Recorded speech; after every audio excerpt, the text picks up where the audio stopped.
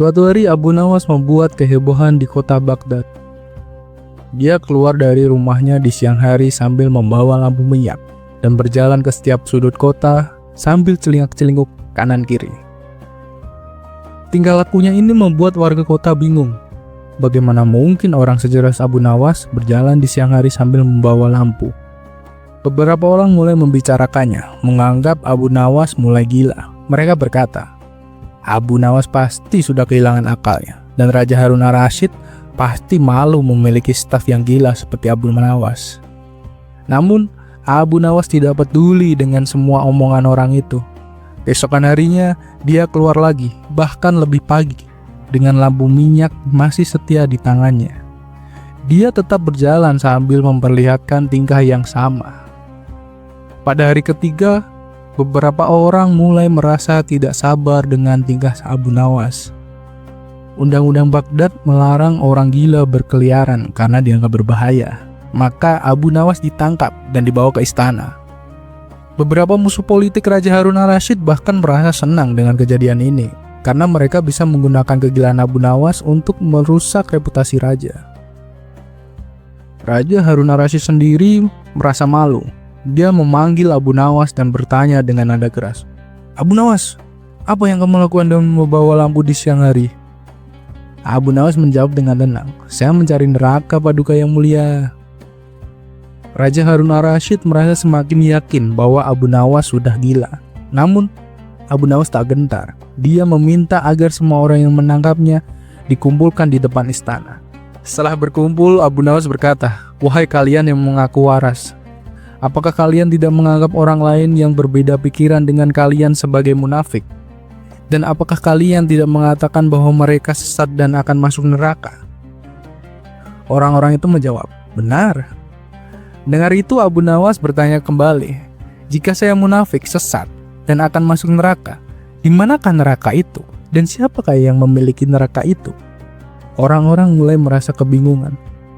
Mereka menyadari bahwa mereka tidak memiliki hak untuk menentukan siapa yang masuk neraka. Raja Harun ar-Rasyid pun tertawa kecil mendengar kata-kata Abu Nawas. Dengan akal sehatnya, Abu Nawas menunjukkan bahwa menilai seseorang dan menyatakan mereka masuk neraka adalah tindakan yang kurang pantas.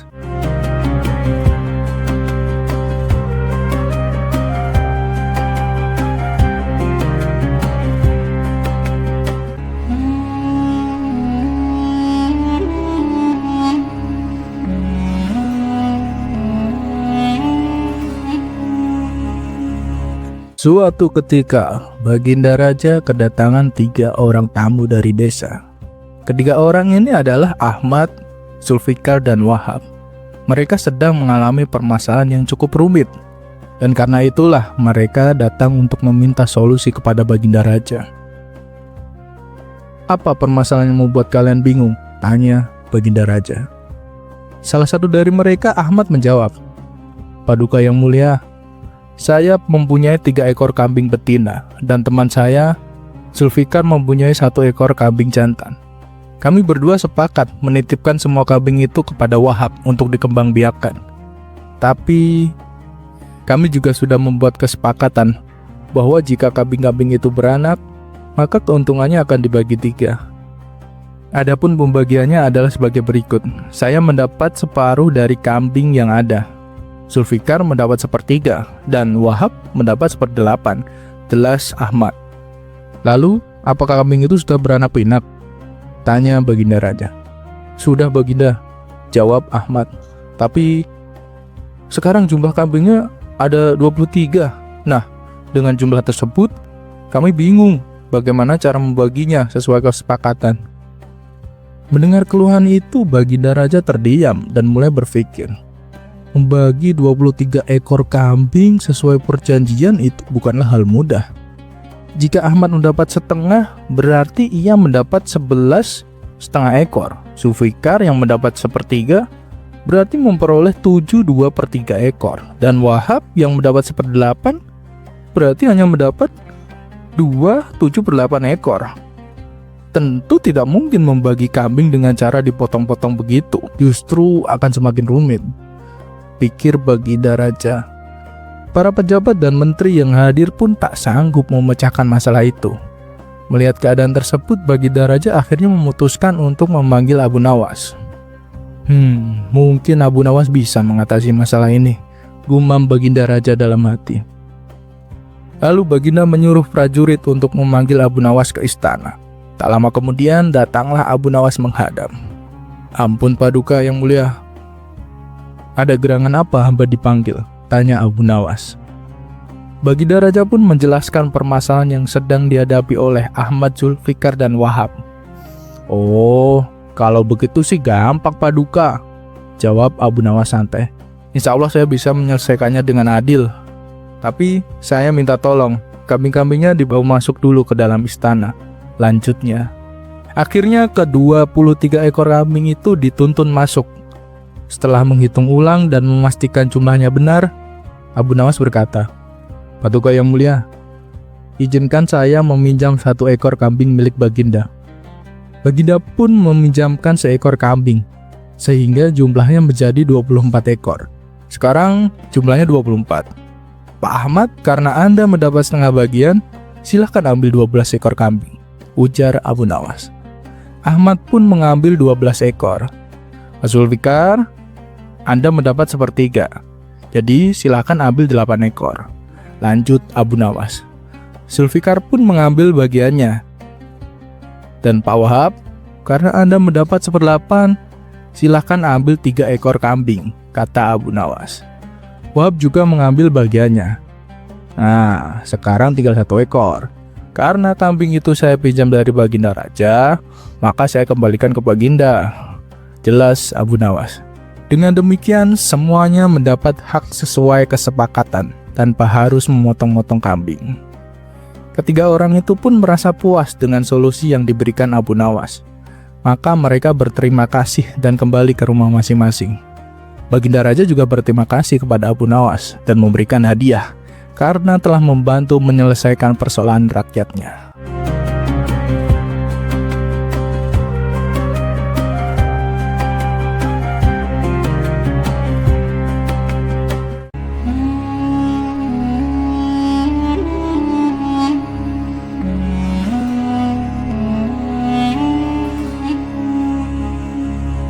Di suatu sore yang cerah, Abu Nawas terlihat mengendarai kuda pergi menuju warung untuk berkumpul bersama kawan-kawannya. Sesampainya di sana, warung tersebut terlihat ramai, tidak seperti biasanya. Di sebelah tempat duduk kawan-kawan Abu Nawas, ada beberapa anak muda yang juga sedang berkumpul. Abu Nawas pun menghampiri kawan-kawannya dan duduk bersama mereka. Sementara itu, sekumpulan anak muda di sebelah tampak asik mengobrol, diselingi canda dan tawa.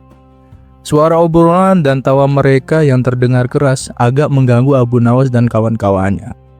Salah satu kawan Abu Nawas berkata, pemuda zaman sekarang, minim sopan santun. Sudah tahu banyak orang tua di sebelahnya, tapi suara mereka tidak direndahkan. Abu Nawas membalas, sudahlah, namanya juga anak muda. Kita sebagai orang tua harus lebih bijak dan arif. Yang lain menimpali, benar apa yang dikatakan Abu Nawas, orang tua memang lebih arif daripada anak muda. Sekumpulan anak muda di sebelahnya merasa tidak terima mendengar hal itu. Salah satu dari mereka berkata, kalian para orang tua memang lebih arif, tapi kami anak muda jauh lebih kuat dari kalian. Kawan-kawan Abu Nawas sependapat dengan ucapan si pemuda, tapi Abu Nawas berbeda pendapat. Ia sama sekali tidak setuju. Kata siapa? Menurutku tua atau muda sama saja tenaganya. Waktu masih muda sama saja, ketika sudah tua juga. Wahai Pak Tua, coba buktikan ucapanmu, kata salah satu pemuda. Baik, akan aku buktikan. Kau lihat kuda yang kunaiki? Waktu aku masih muda, aku tak kuat mengangkatnya. Dan sekarang, ketika sudah tua, aku masih juga tak kuat, jawab Abu Nawas. Kalau kau tak percaya, coba angkat kuda itu. Pasti tenagamu tidak kuat seperti aku, lanjut Abu Nawas. Mendengar itu spontan kawan-kawan Abu Nawas tertawa terpingkal-pingkal. Adapun si pemuda berlalu meninggalkan Abu Nawas dengan menahan rasa malu.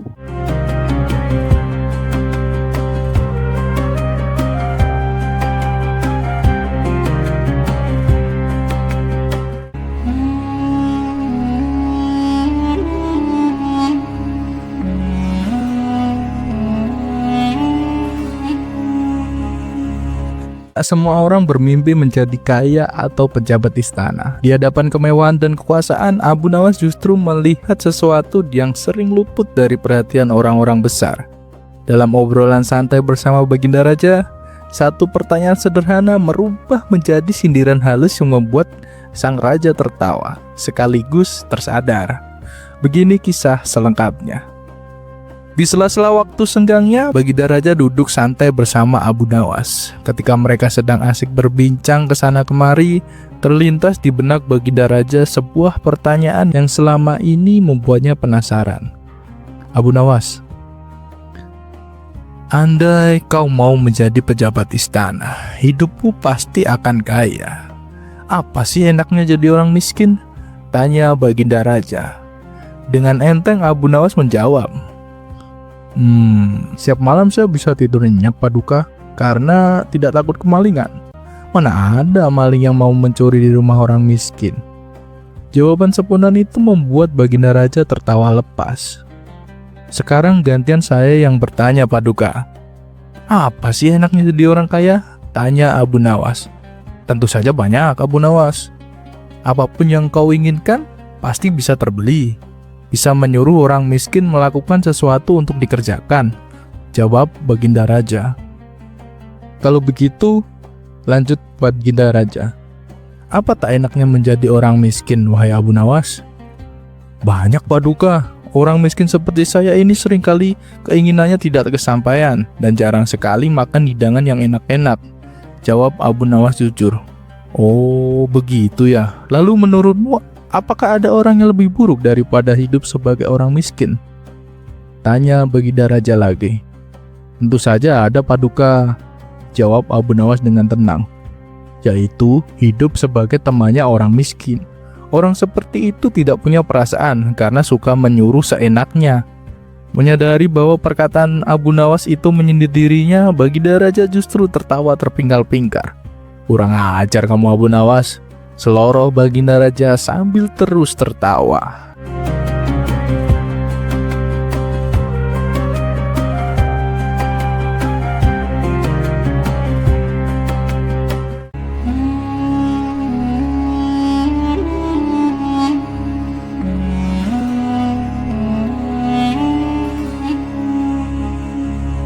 Ketika sebuah kesempatan dimanfaatkan dengan licik, keadilan seringkali terlihat kalah di awal. Seorang petani yang terdesak kebutuhan air justru terjebak dalam permainan kata-kata yang merugikan. Namun ia lupa satu hal, kelicikan hanya akan bertahan sampai bertemu kecerdikan Abu Nawas. Begini kisah selengkapnya. Alkisah, ada seorang petani yang memiliki ladang di perkebunan. Ladang itu biasanya ia gunakan untuk menanam sayur-sayuran dan berbagai tanaman lainnya. Namun pada tahun itu musim kemarau melanda cukup panjang. Sang petani pun kebingungan mencari sumber air sebab tahun-tahun sebelumnya ia selalu mengandalkan hujan untuk mengairi tanamannya. Di sebelah ladang miliknya terdapat sebuah sumur dengan air yang melimpah. Melihat hal itu, si petani pun berinisiatif untuk membeli sumur tersebut. Wahai kawan, bolehkah aku membeli sumur milikmu? Tanya si petani. Boleh, asal harganya cocok. Jawab si pemilik sumur. Baiklah, berapa harga yang kau inginkan? Harganya 100 dinar, jawabnya singkat. Hah? 100 dinar? Mahal sekali, seru si petani. Kalau tidak mau ya udah, aku tidak memaksa, ujar pemilik sumur. Namun karena sangat membutuhkan air untuk ladangnya, si petani pun akhirnya terpaksa menyetujui pembelian sumur itu dengan harga yang sangat-sangat tinggi. Ternyata pemilik sumur tersebut adalah orang yang licik. Ia masih ingin mengambil keuntungan lebih. Esok harinya, ketika si petani hendak mengambil air, tiba-tiba pemilik sumur menegurnya. Hei, aku hanya menjual sumurnya, bukan airnya. Air itu masih milikku. Kalau kau mau mengambilnya, kau juga harus membayar. Si petani pun terkejut dan langsung memprotes. Apa-apaan ini? Aku sudah membeli sumur dengan harga yang mahal. Seharusnya air di dalamnya juga milikku. Namun pemilik sumur tetap ngotot. Oh tidak, perjanjian hanya sumur, bukan airnya. Jadi air itu tetap milikku. Pertengkaran pun tak terhindarkan. Warga sekitar yang mendengar keributan segera berdatangan untuk menengahi. Sudah, lebih baik bawa masalah ini ke pengadilan saja, saran salah seorang warga. Akhirnya mereka pun mendatangi rumah Tuan Hakim. Namun Tuan Hakim sendiri kebingungan memutuskan perkara tersebut.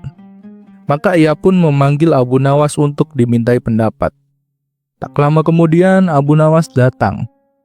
"Apa masalah kalian?" tanyanya. Si petani pun menjelaskan. "Begini Tuan Abu, aku sudah membeli sumur darinya. Tapi setelah aku beli, aku tidak boleh mengambil airnya, padahal aku sudah membayar mahal." Abu Nawas menoleh ke pemilik sumur. "Benarkah begitu? Apa alasanmu?" Pemilik sumur menjawab dengan santai. "Benar. Saat ia membeli, perjanjiannya hanya sumur, bukan air. Jadi air itu tetap milikku."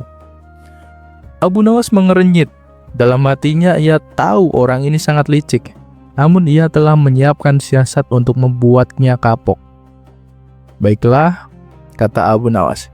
"Yang dikatakan pemilik sumur memang benar. Air itu memang miliknya. Jadi kalau kamu mau mengambil air, kamu harus membayar." Si petani terkejut. "Apa? Ini tidak adil Tuan Abu." Sementara itu, pemilik sumur tertawa puas. "Lihat kan, keputusan Tuan Abu sangatlah adil," katanya dengan sombong. "Tunggu dulu," kata Abu Nawas menukas. "Aku belum selesai bicara. Air di dalam sumur memanglah milikmu. Tapi sumurnya adalah milik si petani. Karena itu, aku perintahkan kau untuk segera mengeluarkan seluruh airmu dari dalam sumur. Jangan sampai tersisa setetes pun." Tetapi itu tidak mungkin Tuan Abu," seru pemilik sumur panik. "Kalau begitu kau harus membayar sewa tempat," jawab tegas Abu Nawas. "Sebab airmu berada di dalam sumur milik si petani." Wahai petani, berapa harga sewa per jari?" 10 dinar Tuan Abu," jawab si petani mantap. "Nah," kata Abu Nawas, "mulai sekarang dan seterusnya kau harus membayar 10 dinar setiap hari kepada si petani." Si pemilik sumur pun langsung pucat pasi. "Ini tidak masuk akal. Kenapa aku harus membayar sewa tiap hari?" "Ya, itu terserah padamu," jawab Abu Nawas dengan tenang. "Jika kau tetap bersikeras dengan air itu milikmu, maka kau wajib membayar sewa, kecuali kau ikhlaskan air itu menjadi milik si petani." Akhirnya dengan wajah kecewa, pemilik sumur pun menyerah. "Baiklah, air itu biarlah menjadi miliknya." Si petani pun tersenyum lega. Awalnya ia mengira Abu Nawas tidak adil. Namun ternyata semua itu hanyalah siasat untuk memperdayai pemilik sumur yang licik. Berkat kecerdikan Abu Nawas, rencana jahat itu pun gagal total.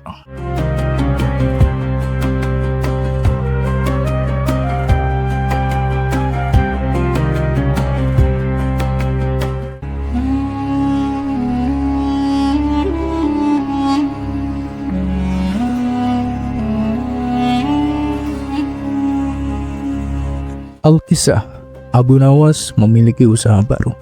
Ia membuat berbagai macam perlengkapan dapur seperti wajan, periuk, dan sejenisnya. Namun dari usaha yang dijalankannya, ia hanya memperoleh sedikit keuntungan.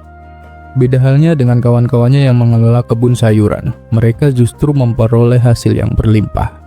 Meski demikian, Abu Nawas tetap bersyukur atas rezeki yang ia dapatkan.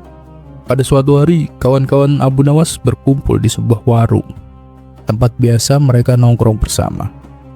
Masing-masing dari mereka mulai menceritakan kesuksesan hasil perkebunannya, sementara Abu Nawas hanya menjadi pendengar setia.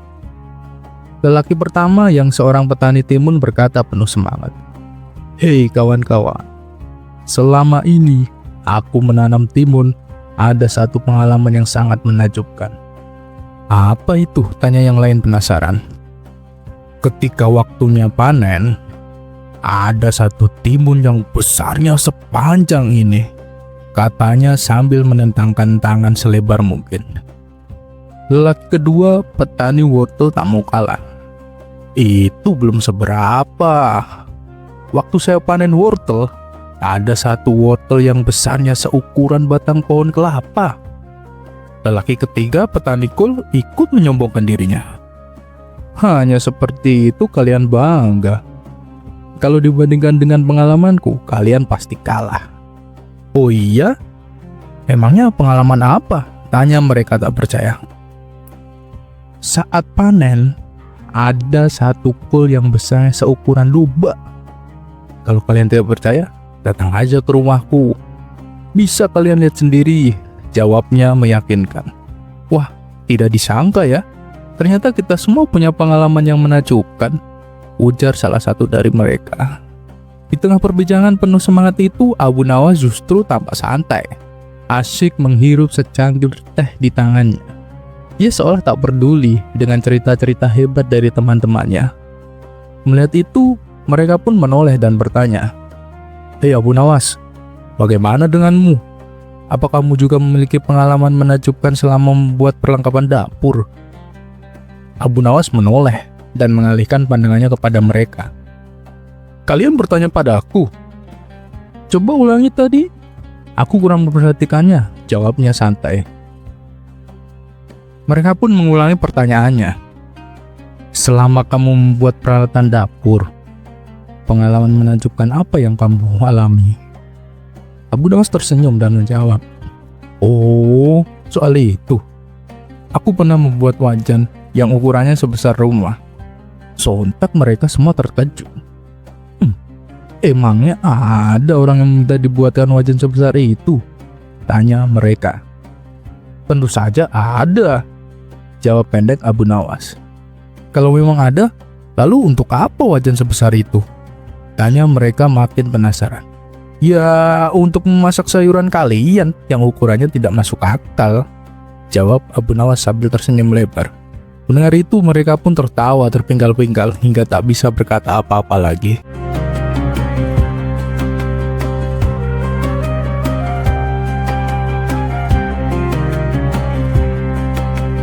Cerita selanjutnya.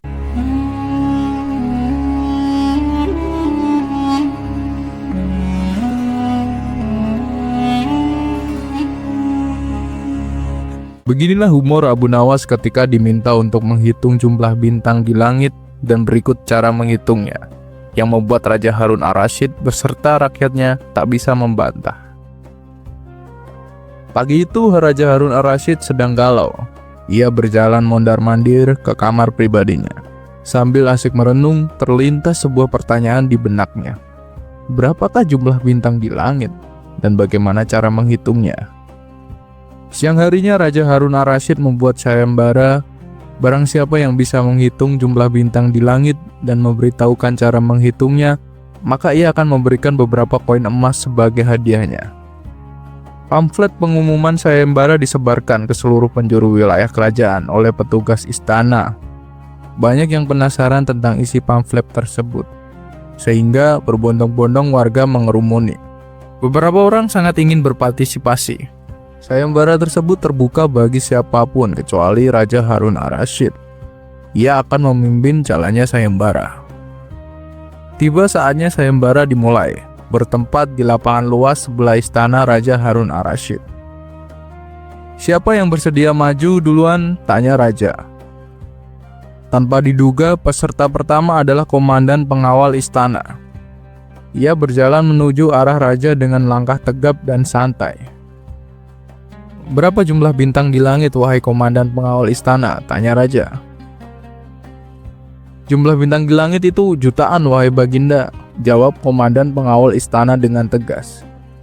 "Bagaimanakah caramu menghitung?" Raja kian penasaran. Komandan pengawal istana diam.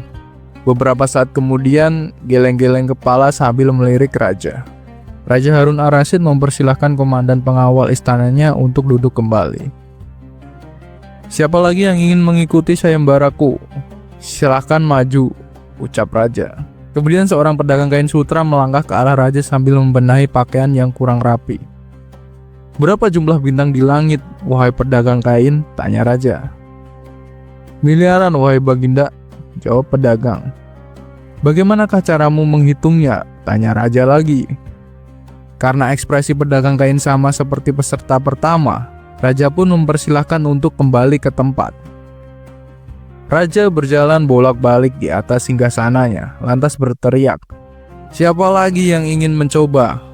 Mari berhitung mundur dari angka 10. Jika tidak ada yang mampu menjawab dengan benar, maka sayembara ini aku anggap selesai." Menuju hitungan mundur ke angka 2, Abu Nawas mengacungkan tangan sambil merangsek masuk ke depan. "Saya bisa menjawab pertanyaan itu, wahai Paduka," sergah Abu Nawas. "Berapa jumlah bintang di langit, hai Abu Nawas, dan bagaimanakah cara menghitungnya?" "Sebelum menjawab pertanyaan tuanku, hamba minta disediakan seekor kuda jantan besar," pintanya. Beberapa panitia sayembara lantas membawa jenis hewan yang diminta oleh Abu Nawas. "Begini Baginda Raja, jumlah bintang di langit sama dengan semua bulu kuda yang ada di kerajaan ini," sambil menunjuk ke arah kuda. "Cara menghitungnya pun simple, tinggal mulai dari angka 1 sampai selesai kan?" "Baginda hitung sendiri kalau tidak percaya," jawab Abu Nawas. Kerumunan peserta pun saling pandang satu sama lain. Beberapa saat kemudian hening menyelimuti sayembara tersebut. Semua terpana dengan jawaban Abu Nawas. Raja Harun ar-Rasyid berpikir bahwasanya tidak mungkin bisa menghitung semua bulu kuda yang ada di kerajaan ini. Akhirnya, sambil cemberut, Raja memberikan hadiah beberapa batang emas kepada Abu Nawas.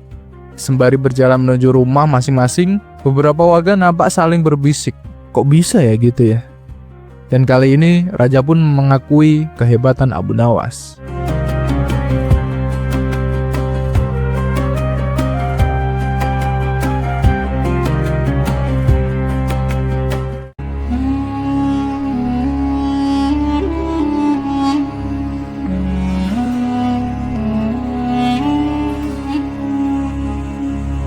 Banyak orang gemar mengajarkan etika dan kesopanan kepada orang lain, tapi sedikit yang benar-benar memahami maknanya.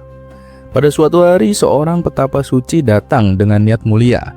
Ia ingin menyadarkan Abu Nawas yang dianggapnya tak beretika. Namun ia tak menyangka, pertemuan singkat itu justru akan berakhir dengan pelajaran yang menohok. Bukan untuk Abu Nawas, melainkan untuk dirinya sendiri. Pada suatu hari, datanglah seorang petapa suci yang merasa terpanggil untuk menyadarkan Abu Nawas. Menurutnya, tingkah laku Abu Nawas selama ini tidak mencerminkan manusia yang memiliki etika, moral, dan kesopanan. Ia ingin menunjukkan bahwa ajaran keyakinannya selalu mengedepankan cinta, kasih, dan sikap saling memuliakan sesama. Tujuan utamanya tak lain agar Abu Nawas tertarik dan mengikuti keyakinannya. Maka berangkatlah sang pertapa ke rumah Abu Nawas. Sesampainya di sana, ia langsung mengetuk pintu. Ketika Abu Nawas membukanya, ia terkejut melihat seorang pertapa datang berkunjung. Namun dengan ramah, ia tetap mempersilahkan tamunya masuk. "Ada keperluan apa Tuan datang jauh-jauh ke rumah saya?" tanya Abu Nawas dengan sopan.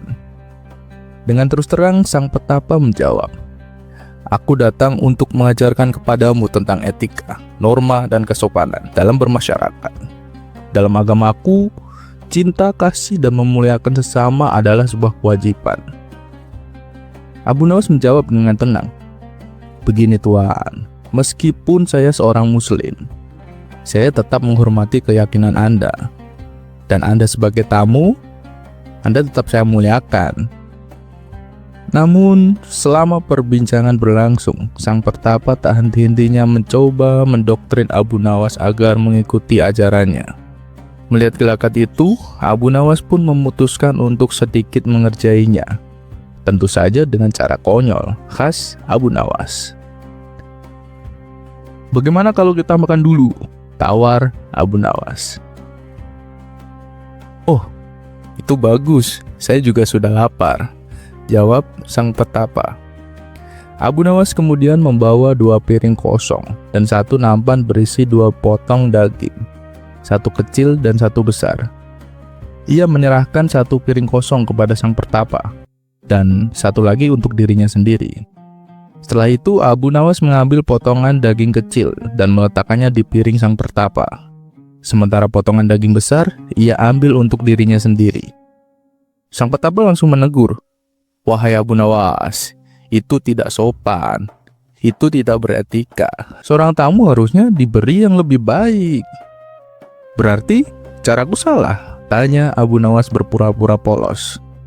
"Iya Abu Nawas, itulah tujuanku datang kemari, mengajarkanmu bagaimana cara benar dan menghormati tamu," jawab sang pertapa. "Oh, begitu ya," balas Abu Nawas sambil mengembalikan 2 potong daging ke dalam nampan. "Kalau begitu, boleh aku bertanya? Jika kau jadi aku, apa yang kau lakukan?" "Aku akan mengambilkan daging yang besar untukmu Abu Nawas," jawab sang pertapa yakin. Abu Nawas pun mengambil daging besar dan menaruhnya di piringnya sendiri. "Lalu aku akan mengambil daging yang kecil untuk diriku sendiri," lanjut sang pertapa. Abu Nawas pun mengambil daging kecil dan meletakkannya di piring sang pertapa. "Ini silahkan dimakan," ucap Abu Nawas sambil tersenyum. Sementara sang pertapa hanya mendapatkan daging kecil, Abu Nawas menikmati daging besar di hadapannya. Setelah ia selesai makan, Abu Nawas berkata, "Bukankah hasil akhirnya sama saja dengan yang aku lakukan di awal tadi?" Sang pertapa pun terdiam. Tak lama kemudian, Abu Nawas kembali bertanya, "Tuan, apakah Anda tahu bagaimana tata cara makan yang baik?" "Oh, itu mudah. Pertama, saya akan memanjatkan syukur atas rezeki yang saya terima. Setelah itu, saya makan perlahan dan mengunyah dengan mulut tertutup," jawab sang pertapa dengan yakin. "Itu salah," sahut Abu Nawas tegas. "Kenapa salah? Itu sesuai etika dan norma dalam menghormati makanan," bantah sang pertapa. "Yang kamu lakukan itu hanya adab di permukaan," jelas Abu Nawas. "Yang lebih baik dan penting adalah memastikan makanan itu berasal dari jalan yang halal. Bila seorang memakan makanan yang haram, meskipun dengan 1000 adab, tidak ada manfaatnya. Bahkan, makanan haram akan mengotori hati dan membuatnya menjadi hitam." Mendengar penjelasan itu, sang pertapa suci pun terdiam. Ia sadar justru dirinya yang sedang dipermainkan dan diajari. Akhirnya ia pun pamit pulang, meninggalkan rumah Abu Nawas dengan langkah kikuk dan hati penuh pertanyaan.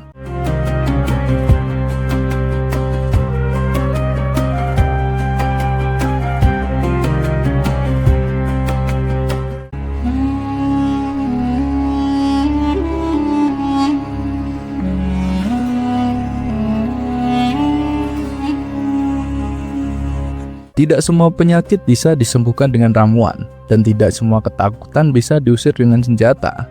Ketika seorang raja yang sangat penakut meminta bantuan, Abu Nawas justru memilih cara yang tidak pernah terfikirkan oleh siapapun. Bukan sihir, bukan pula kekuatan gaib, melainkan sesuatu yang selama ini tersembunyi di dalam diri sang raja sendiri. Beginilah kisah lengkapnya. Pada suatu hari, Baginda Raja memerintahkan para pengawal untuk memanggil Abu Nawas agar segera datang ke istana. Tak lama kemudian, Abu Nawas pun menghadap. "Ada apa wahai Paduka Mulia?" tanya Abu Nawas. "Begini Abu Nawas," jawab Baginda Raja. "Aku butuh bantuanmu. Sahabatku seorang raja di negeri seberang adalah raja yang sangat penakut. Aku ingin kau menyembuhkannya dari rasa takut itu." Abu Nawas pun bertanya lebih lanjut tentang keadaan sang raja. Ketakutan yang dialaminya sungguh tidak wajar Abu Nawas. Ia takut pada segala hal, bahkan pada bayang-bayangnya sendiri. Ia selalu membawa pengawal kemanapun ia pergi, bahkan ke kamar mandi sekalipun, jelas Baginda Raja. Abu Nawas terdiam sejenak. Ia berpikir cukup lama, hingga akhirnya mendapat sebuah ide untuk menyembuhkan sang raja. "Jangan khawatir Paduka yang mulia, saya punya ramuan minuman sakti untuk menyembuhkannya," ucap Abu Nawas dengan yakin. Keesokan harinya Abu Nawas bersama Baginda Raja berangkat menuju negeri seberang. Singkat cerita, mereka pun tiba dan langsung disambut di istana. Abu Nawas kemudian diperkenalkan dengan raja negeri tersebut. "Wahai Tuan Raja, kata Abu Nawas. Saya membawa obat ajaib yang dapat membuat Anda kebal terhadap serangan ketakutan. Sang raja yang merasa tertarik pun langsung menyetujui untuk mencoba ramuan dari Abu Nawas. Abu Nawas lalu menyerahkan sebotol air minum kepadanya. Minumlah ini setiap pagi dan malam. Dalam 1 bulan, Tuan akan menjadi raja yang penuh keberanian. Dengan meminum ini, akan hadir kodam yang senantiasa menjaga dan melindungi Tuan. Jelas Abu Nawas. Oh iya? Mana kodamnya? Kenapa aku tidak bisa melihatnya? Tanya sang raja penasaran. Tuan tidak akan bisa melihatnya, tapi ia akan selalu bersama Tuan, jawab Abu Nawas meyakinkan. Sebulan kemudian, Abu Nawas kembali mengunjungi sang raja. Bagaimana perasaan Tuan sekarang? Tanya Abu Nawas. Raja itu tersenyum bangga. Sekarang saya tidak takut lagi pada apapun, bahkan berani berjalan sendirian di malam hari, ujarnya dengan percaya diri. Wah, itu hebat sekali, kata Abu Nawas. Tahukah Tuan, minuman yang saya berikan itu sebenarnya hanya air putih biasa, dan tidak ada kodamnya sama sekali. Keberanian Tuan sesungguhnya datang dari dalam hati Tuan sendiri, dan dari kepercayaan diri Tuan sendiri. Mendengar itu, sang raja terdiam, lalu ia mengangguk pelan. Ia baru menyadari bahwa keberanian sejati tidak dapat dibeli dan tidak dapat diminum, melainkan tumbuh dari keyakinan dari dalam diri sendiri. Sejak saat itu, ia pun mulai belajar mengatasi rasa takutnya tanpa bergantung pada ramuan ajaib apapun.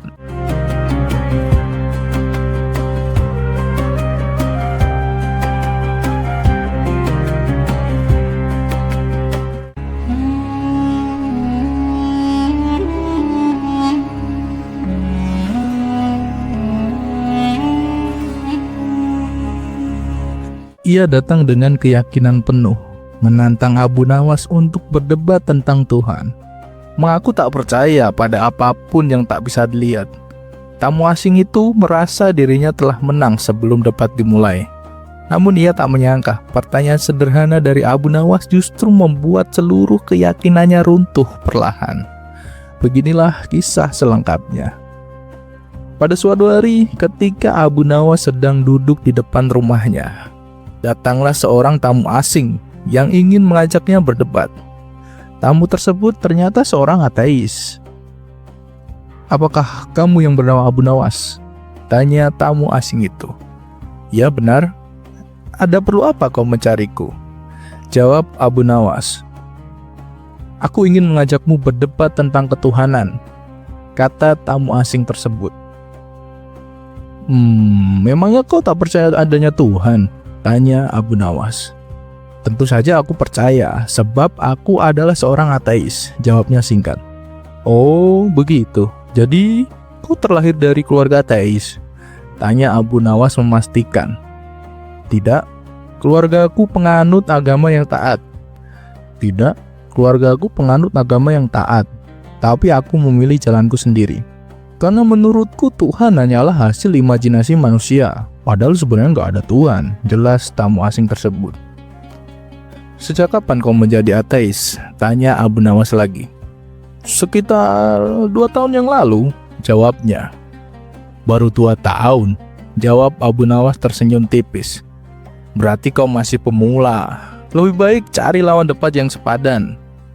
Hei, jangan meremehkanku, seru tamu asing tersebut. Meskipun baru 2 tahun, sudah banyak yang kalah berdebat denganku. Oh, baiklah, kata Abu Nawas dengan tenang. Kalau kau memang memaksa, aku terima tantanganmu. Tapi, sebelum debat dimulai, ada satu syarat. Jika kau bisa menjawab pertanyaanku, maka debat akan kita lanjutkan. Silakan, apa pertanyaannya? Jawab tamu asing dengan penuh percaya diri. Abu Nawas pun bertanya, kau tahu, seekor kuda, seekor sapi, dan seekor kambing, ketiganya sama-sama makan rumput. Tapi kotoran kambing berbentuk pelet bulat-bulat, kotoran sapi lembab dan datar, sedangkan kotoran kuda berbentuk gumpalan. Menurutmu, mengapa hal itu bisa terjadi? Tamu asing itu langsung terdiam. Ia berpikir cukup lama, namun akhirnya menyerah. "Ya, aku mengaku tak tahu," katanya. "Tapi apa hubungannya dengan debat kita?" Abu Nawas tersenyum lalu berkata, "Apakah kau merasa sudah layak berdebat tentang Tuhan yang Maha Suci, Maha Mulia, Maha Bersih? Sedangkan soal kotoran saja kau tak tahu." Mendengar jawaban itu, tamu asing hanya bisa terdiam. Dalam hatinya ia mengakui, orang ini benar-benar cerdas. Aku harus mencari cara lain untuk menghadapinya. Akhirnya ia berkata, "Baiklah, kalau begitu, ajari aku tentang ketuhanan agar aku bisa yakin bahwa Tuhan itu memang ada." Abu Nawas pun mulai menjelaskan, "Apa kau percaya jika ada perahu yang tiba-tiba terbentuk tanpa ada yang membuatnya?" "Oh, itu tidak mungkin," jawab tamu asing. "Lalu, apa kau percaya jika ada sebuah rumah yang tiba-tiba terbentuk tanpa ada yang membuatnya?" "Itu juga mustahil," jawabnya lagi. "Begitu pula dengan alam semesta," jelas Abu Nawas. "Tidak mungkin ia ada dengan sendirinya, tanpa ada yang menciptakan. Dan siapa lagi jika bukan Tuhan yang Maha Segalanya?" Tamu asing mencoba membantah, "Itu bisa saja terjadi karena fenomena alam, sedangkan perahu dan rumah memang harus dibuat lah." Abu Nawas tersenyum. "Contoh yang kusebutkan hanyalah batas kemampuan manusia. Manusia bisa membuat rumah dan perahu, tapi tak mungkin menciptakan alam semesta. Sebab ada yang jauh lebih hebat dari manusia itu sendiri, yaitu Dia yang menciptakan seluruh alam dan makhluk."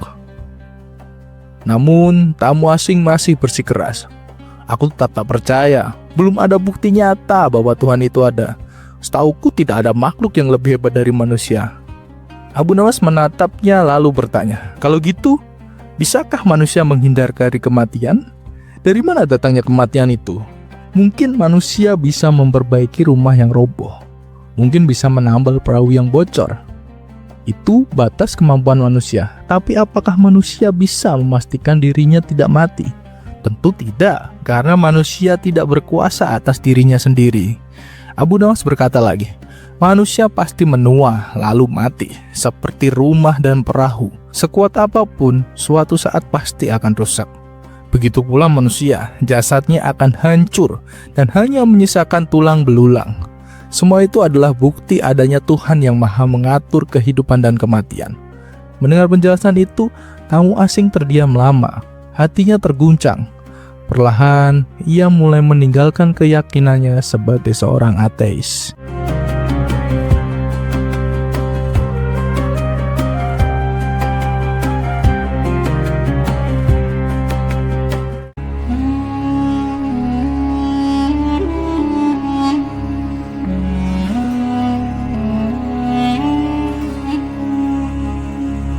Pada suatu hari, Baginda Raja mengumpulkan para menteri di istana untuk membahas permasalahan penting kerajaannya. Abu Nawas yang dikenal sebagai penasihat cerdik dan jenaka juga turut diundang dalam pertemuan tersebut. Setelah pembahasan selesai, Baginda Raja memberi peringatan keras kepada semua yang hadir. "Besok, kalian semua harus datang tepat waktu. Jika ada yang terlambat, aku tak segan-segan menjatuhkan hukuman," ancam Baginda Raja dengan suara tegas. Semua yang hadir pun membungkuk hormat dan memohon diri untuk pulang, termasuk Abu Nawas. Keesokan paginya seperti biasa, Abu Nawas pergi ke pasar untuk menjual kayu dagangannya. Setelah semua kayu laku, ia pun mampir ke sebuah warung untuk beristirahat sambil menikmati secangkir teh. Ternyata di warung itu banyak kawan-kawannya yang berkumpul. Abu Nawas pun ikut nimbrung dan larut dalam obrolan yang hangat penuh tawa. Saking asiknya berbincang, Abu Nawas sampai lupa bahwa hari itu ia punya janji penting, menghadiri rapat lanjutan bersama Baginda Raja. Menjelang siang, sang istri datang tergopoh-gopoh menghampirinya.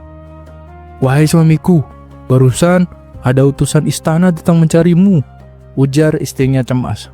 "Astagfirullah, aku lupa. Hari ini aku ada janji dengan Paduka Raja," seru Abu Nawas terkejut. Tanpa membuang waktu, ia pun langsung meninggalkan warung dan kawan-kawannya lalu berlari menuju istana sambil membatin, "Wah, kali ini pasti aku kena hukuman." Sesampainya di istana ternyata benar. Baginda Raja dan para menteri sudah berkumpul. Melihat Abu Nawas yang datang terlambat, Baginda Raja langsung menegur. "Hei Abu Nawas, kenapa kamu terlambat?" Tanyanya dengan nada dingin. Dengan wajah ketakutan, Abu Nawas membungkuk dalam-dalam. "Ampun Paduka yang mulia, saya mengaku bersalah," jawab Abu Nawas penuh penyesalan palsu. "Bukankah aku sudah peringatkan? Siapapun yang datang terlambat akan dihukum," ucap Baginda Raja. Abu Nawas segera bersilat lidah. Paduka yang mulia, keterlambatan saya ini bukan tanpa alasan." "Lalu, apa alasanmu?" tanya Baginda penasaran. "Begini Paduka, dalam perjalanan menuju istana, saya terus dibuntuti bayangan hitam. Saya sudah coba menghindar, tapi bayangan itu selalu mengikuti kemanapun saya pergi. Karena itulah saya jadi sangat ketakutan, dan akhirnya terlambat sampai," jelas Abu Nawas. Seketika ruangan tampil menjadi hening. Para menteri saling pandang. Baginda Raja mengerutkan dahinya. "Bayangan hitam?" tanya salah satu menteri. "Siapa itu?" "Saya sendiri tak tahu Tuan Menteri," jawab Abu Nawas pura-pura serius. "Siang bolong seperti ini, mana mungkin ada setan?" ucap Baginda Raja setengah curiga. "Kamu jangan mengada-ngada Abu Nawas. Kalau Paduka tak percaya, saya bisa tunjukkan sekarang juga," kata Abu Nawas mantap. Karena penasaran, Baginda Raja dan para menteri ikut bersama Abu Nawas keluar ruangan menuju halaman istana. Saat matahari bersinar terik, Abu Nawas berdiri di tengah lapangan. Ia menunjuk bayangan tubuhnya sendiri yang jatuh ke tanah. Lihat Paduka, bayangan hitam itu masih mengikuti saya." Lalu ia mulai berlari kecil sana kemari sambil berteriak. "Ia mengikutiku, kemanapun aku pergi, ia tak pernah berhenti membuntutiku." Melihat tingkah Abu Nawas yang seperti orang dikejar bayang-bayang secara harfiah, Baginda Raja dan para menteri tak bisa menahan tawanya. Mereka tertawa terpinggal-pinggal, hingga beberapa bahkan memegang perutnya. Ternyata, bayangan hitam yang dimaksud Abu Nawas hanyalah bayangan tubuhnya sendiri, yang muncul karena sinar matahari. Tawa yang lepas membuat suasana istana menjadi cair. Ketegangan yang tadinya menyelimuti rapat pun berubah menjadi ringan. Baginda Raja menggeleng-gelengkan kepala sambil tersenyum. Sudahlah Abu Nawas. Kau ini memang selalu punya akal ajaib. Aku ampuni keterlambatanmu, ucap Baginda Raja tertawa geli. Abu Nawas pun diizinkan untuk bergabung dalam rapat, tanpa hukuman sedikit pun. Bahkan, ia malah berhasil menghibur seluruh istana.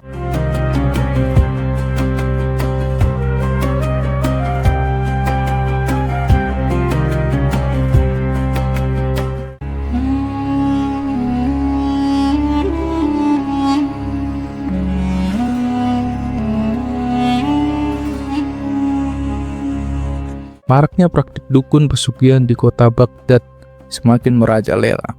Banyak orang mendatangi dukun meskipun harus membayarnya dengan tarif yang cukup mahal. Tapi alih-alih usahanya menjadi sukses, yang ada malah banyak yang gulung tikar. Meski demikian, tak sedikit orang yang masih mempercayai dukun pesugihan. Hal ini membuat Abu Nawas menjadi resah. Maka, ia berinisiatif datang ke istana dan melaporkannya kepada Baginda Raja. "Paduka yang mulia, rakyat Baghdad sekarang banyak yang mendatangi dukun pesugihan. Paduka harus menindak dukun-dukun itu segera," lapor Abu Nawas. Namun, reaksi Baginda Raja justru menjadi bumerang bagi Abu Nawas. "Masalah ini aku serahkan kepadamu, wahai Abu Nawas. Kau harus bisa menyelesaikannya. Aku beri kamu waktu seminggu untuk menyadarkan rakyatku. Kalau sampai gagal, kau yang akan aku hukum," ancam Baginda Raja. Sontak Abu Nawas terkejut mendengarnya. Tapi apa mau dikata, Abu Nawas sudah terlanjur melaporkannya. "Tapi Paduka, mengapa hamba yang menjadi sasaran?" "Hamba hanya melaporkannya," ujar Abu Nawas. "Aku tidak mau tahu. Pokoknya kamu harus bertanggung jawab. Kalau kau menolak tugas ini, kau akan tetap mendapat hukuman," tegas Baginda Raja. Akhirnya dengan berat hati Abu Nawas menerima tugas tersebut. Ia pun kemudian pamit pulang. Setibanya di rumah, Abu Nawas terus memikirkan bagaimana caranya menyelesaikan tugas yang diberikan oleh Baginda Raja. Setelah merenung lama, ia pun mendapatkan ide cemerlang. Keesokan harinya, Abu Nawas pergi ke pasar untuk membeli sebuah kandang yang ukirannya sangat indah. Kandang tersebut ia gunakan untuk menaruh burung miliknya. Kemudian ia sesumbar kepada orang-orang bahwa burung yang ada di dalam kandang bukanlah burung sembarangan. Oleh karena itu, Abu Nawas memperlakukannya dengan penuh istimewa.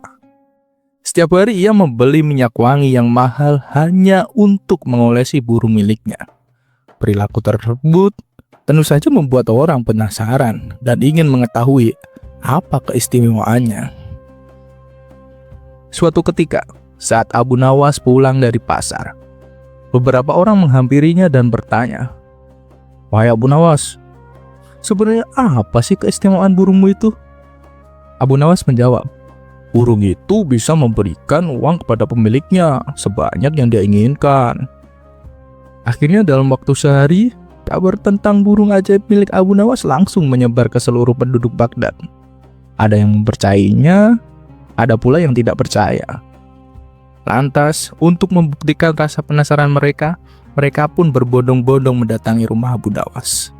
Setibanya di sana, mereka mendapati Abu Nawas sedang duduk di depan rumah, memperlakukan burungnya dengan penuh istimewa. "Hei Abu Nawas, apa benar burung milikmu bisa memberimu uang?"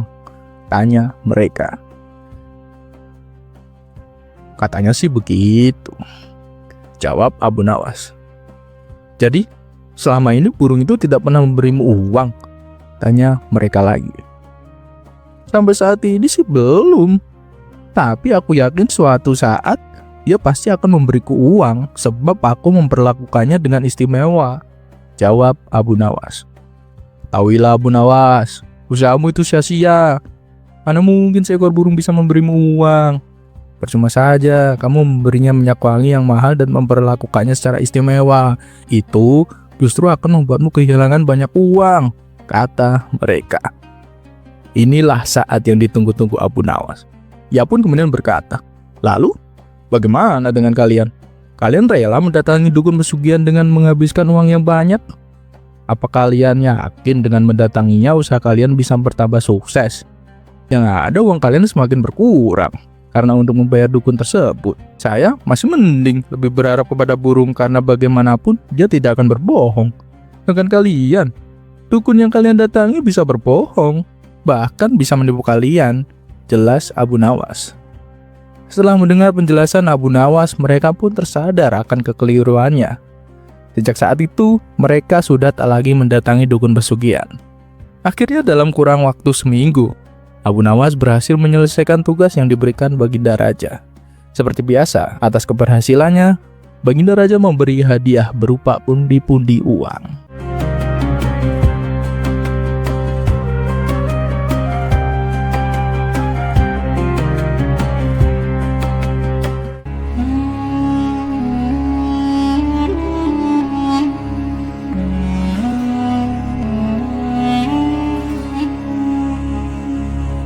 Sudah menjadi rahasia umum bahwa Abu Nawas sering menjadi bahan ejekan dan permainan Baginda Raja. Kadang dijebak dengan pertanyaan-pertanyaan sulit, kadang juga disuruh melakukan hal-hal yang mustahil. Tapi entah bagaimana, Abu Nawas selalu lolos dengan kecerdikannya. Namun kali ini ia punya rencana balas dendam yang cukup nyeleneh. "Sudah cukup aku dijadikan bahan hiburan. Sekarang giliran Baginda yang tertawa karena ulahku," gumam Abu Nawas sambil tersenyum licik. Suatu pagi, penduduk kota dikejutkan oleh pemandangan yang sungguh aneh. Abu Nawas berjalan menuju istana dengan keledainya yang sudah didandani seperti raja. Kepala si keledai dihiasi mahkota palsu dari logam kaleng yang mengkilap, dan tubuhnya dibalut kain tirai yang tampak mewah jika dilihat dari kejauhan. Sambil berjalan, Abu Nawas berteriak lantang, "Hidup Baginda Raja! Hidup Baginda Raja!" Orang-orang keluar dari rumah mereka. Beberapa melongo, beberapa tertawa, tapi ada juga yang geram. "Wah, Abu Nawas sudah gila. Dia menyamakan raja dengan keledai, ujar seorang warga. Gak bisa dibiarkan. Laporkan ke istana, ini penghinaan, teriak yang lain. Namun Abu Nawas tetap tenang. Ia terus berjalan dengan ekspresi bangga, seolah benar-benar sedang mengarak sang raja. Sesampainya di depan gerbang istana, teriakannya semakin keras, bahkan si keledai pun tampak kebingungan. Mungkin karena terlalu banyak disoraki. Seorang prajurit raja yang berjaga langsung panik. Ia lari ke dalam dan menghadap Baginda Raja. Paduka yang mulia, ini gawat. Abu Nawas ada di gerbang istana dan ia meneriakkan nama Paduka sambil membawa seekor keledai yang memakai mahkota. Baginda Raja mengangkat alis. Lalu, apa masalahnya? Dia rakyatku, bukankah itu bentuk pujian? Tapi Paduka, keledai itu didadani seperti raja. Orang-orang bilang dia menyamakan Baginda dengan seekor keledai. Wajah Baginda Raja langsung berubah menyerah padam. Kurang ajar. Suruh tangkap dia sekarang juga dan bawa ke hadapanku. Kali ini dia tak akan lolos begitu saja. Dan tak butuh waktu lama, Abu Nawas digiring masuk ke dalam istana. Meski dijaga ketat oleh para prajurit, ia tetap tersenyum santai. Bahkan keledainya pun ikut masuk dengan langkah pelan seperti pejabat tinggi. Di hadapan Baginda Raja yang murka, Abu Nawas membungkuk sopan. Hai Abu Nawas, bentak sang raja. Apa maksudmu semua ini? Berani-beraninya kau menyamakanku dengan seekor keledai. Abu Nawas tetap tenang. Dengan suara lembut, ia menjawab, Ampun Paduka yang mulia, saya tidak berniat menyamakan Paduka dengan keledai. Saya justru ingin menunjukkan betapa besarnya kecintaan saya kepada Paduka. Karena itu, saya dadani keledai saya dengan kain terbaik dan mahkota yang indah sebagai simbol penghormatan saya sebelum menyebut nama Paduka. Ia melanjutkan, dan saya pun mengenakan pakaian terbaik saya hari ini. Karena bagi saya menyebut nama Baginda adalah sebuah kehormatan yang pantas dirayakan. Bahkan oleh keledai sekalipun. Baginda Raja sempat terdiam. Para penasihat mulai saling pandang, berbisik-bisik. Tak yakin apakah Abu Nawas sedang memuji atau menyindir. Lalu, tiba-tiba Baginda Raja tertawa terbahak-bahak. Hahaha, dasar Abu Nawas, mulutmu seperti pedang yang dilapisi madu. Ia bangkit dari singgasananya lalu berkata, Kau memang menyebalkan, tapi terlalu cerdik untuk dihukum. Kali ini, aku maafkan. Tapi lain kali, jangan coba-coba keledai itu dijadikan penasehat kerajaan ya. Semua orang yang hadir ikut tertawa. Abu Nawas pun pamit sambil menepuk keledainya pelan. Tenang saja Paduka, dia terlalu jujur untuk jadi penasehat.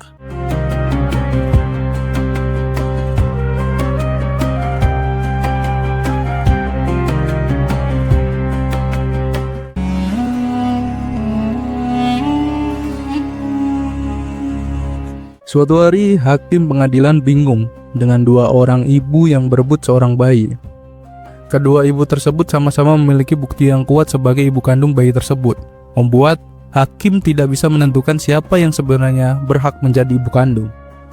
Dengan kebimbangan itu, hakim memutuskan untuk meminta bantuan Raja Harun ar-Rasyid untuk menyelesaikan kasus ini. Namun, meskipun Raja turun tangan untuk menyelesaikan masalah tersebut, kedua ibu itu tetap keras kepala dan tidak bersedia mengalah.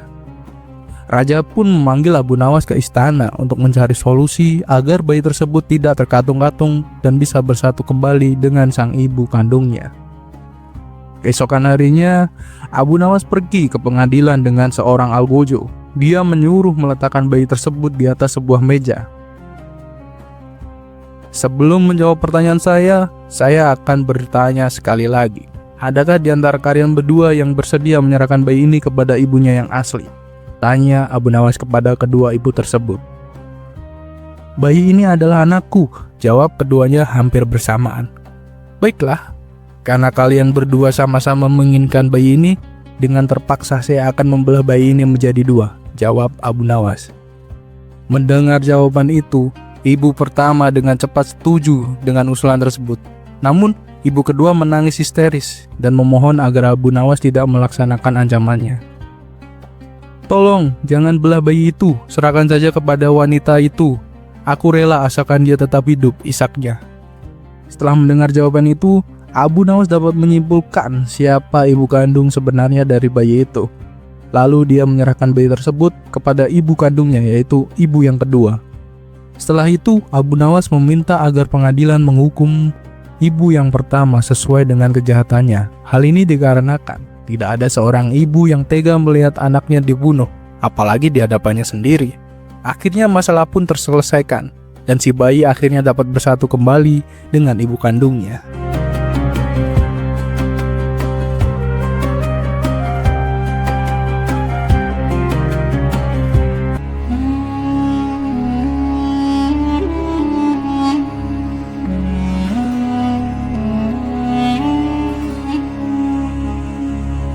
Seekor kuda bertanduk yang langka, tawaran harga tinggi yang tak masuk akal, dan kematian yang mendadak seharusnya membawa kerugian besar. Namun, di tangan Abu Nawas, musibah itu justru berubah menjadi ladang keuntungan.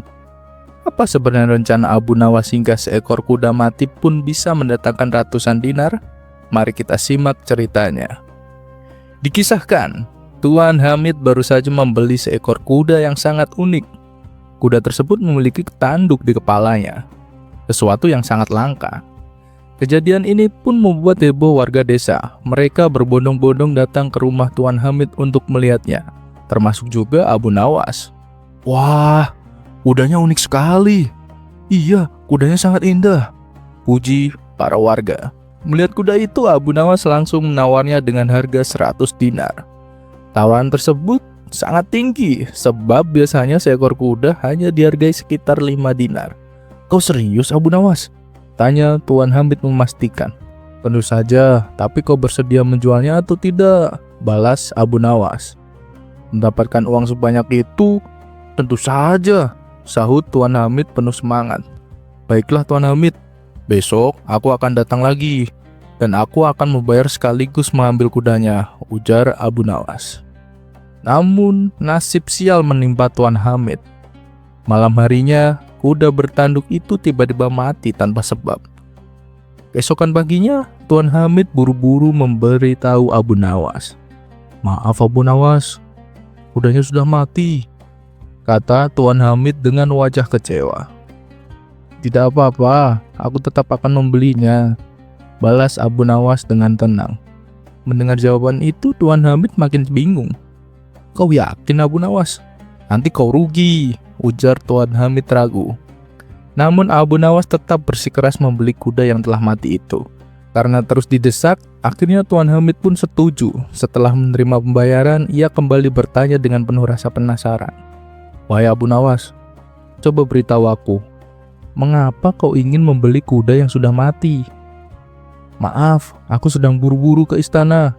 Nanti sore akan aku jelaskan," jawab Abu Nawas sambil pergi membawa kuda mati itu. Menjelang sore, rasa penasaran itu membuat Tuan Hamid mendatangi rumah Abu Nawas kembali. "Wahai Abu Nawas, sekarang tolong jelaskan kepadaku," pintanya. "Jadi begini," jawab Abu Nawas. "Kemarin di istana, aku mengadakan undian kepada para menteri. Untuk ikut undian itu, mereka harus bayar 20 dinar. Undian? Undian apa?" tanya Tuan Hamid heran. "Undian untuk mendapatkan kuda bertanduk," terang Abu Nawas. "Ada 20 orang menteri yang ikut. Jadi, aku berhasil mengumpulkan 400 dinar. Wah, itu cerdas. Tapi, apa tidak ada yang kecewa?" tanya Tuan Hamid. "Wahai Tuan Hamid, namanya juga undian. Pemenangnya pasti hanya satu," jawab Abu Nawas sambil tersenyum. "Dan justru pemenangnya itulah yang kecewa karena mendapatkan kuda yang sudah mati.